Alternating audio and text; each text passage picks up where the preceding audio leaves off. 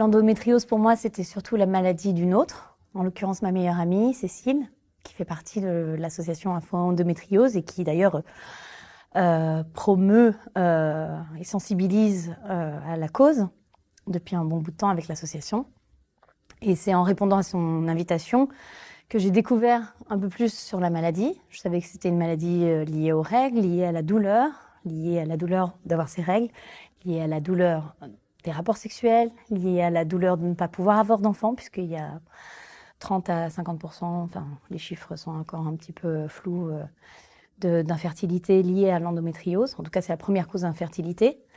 C'était une maladie un peu silencieuse pour moi, parce que j'ai vu Cécile, que j'ai vu très longtemps, pendant très très longtemps, et je savais pas du tout ce qu'elle avait. J'ignorais absolument ce qu'elle avait, j'ignorais totalement sa douleur, parce qu'on a dû probablement ne pas lui nommer sa douleur, parce qu'on a probablement aussi éteint la douleur des femmes par rapport à leurs règles depuis très longtemps, parce que avoir mal quand on a ses règles, bah, c'est normal, mais ce qui est normal, c'est d'avoir des crampes de temps en temps.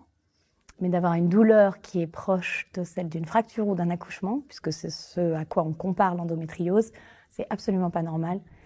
Et j'ignorais, tout en sachant très bien que mon amie pouvait avoir des sautes d'humeur assez monstrueuses, des fatigues assez monstrueuses, etc., j'ignorais complètement quelle était sa maladie. Et je l'ai découverte donc en faisant ce débat.